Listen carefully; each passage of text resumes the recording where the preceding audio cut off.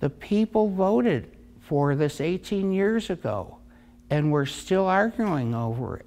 David Blair holds a PhD in business, teaches business ethics at San Diego State University, and is the chief executive officer of A Green Alternative, which is set to become San Diego's first legally permitted medical pot shop.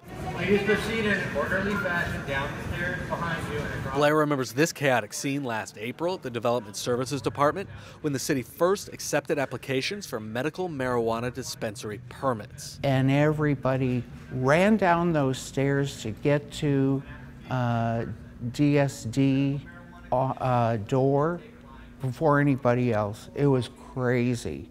That was just the beginning of the paperwork and lawyers.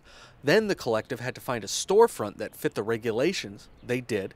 Get the landlord to agree to rent to a marijuana collective. They did. And finally, the last step is getting San Diego's Planning Commission okay. The Planning Commission issues the land use permit. Blair and his fellow board members submitted their application for a 5-year conditional land use permit. Opposition had 10 days to file an appeal. On the 9th day, an appeal on behalf of the group San Diegans for Safe Neighborhoods was filed. All these people from South Bay that are opposed to the project. Blair's exasperated. We have done everything correctly. We have flown to first position when we were not the very first applicant to apply. Our contention is you cannot regulate criminal activity. San Diegans for Safe Neighborhoods chairman Scott Chipman. Criminal activity such as selling drugs can only be have laws that are enforced against, and that's what we need, and that's what we will need after these open with permits. And if the appeal is denied, our effort is not going to stop.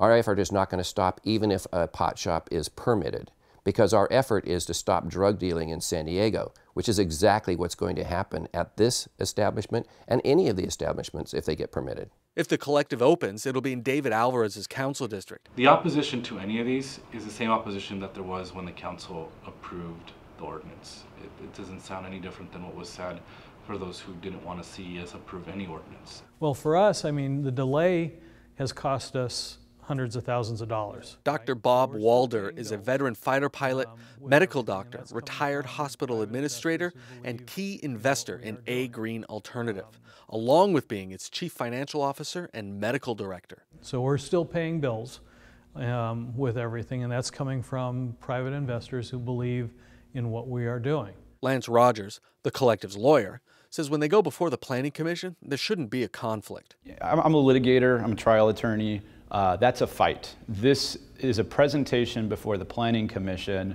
for what would otherwise be a routine conditional use permit for new development. This should not be an adversarial setting. This is not marijuana versus anti-marijuana. This is approve this project. Blair's confident the collective will be awarded the permit, but more red tape worries him.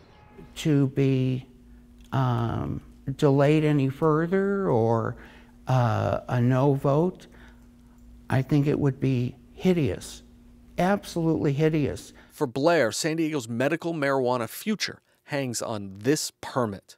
If we don't win, no one is going to pass. So then why go through all this? Blair says his motivation is simple. We want to help people. And this is the finest way of helping people because this has been such a tough process in the city for so many years. San Diego's Planning Commission will look at A Green Alternative's conditional land use permit Thursday at 9 a.m. in San Diego City Council chambers. If approved, A Green Alternative hopes to open by March 1st. Matt Bowler, KPBS News.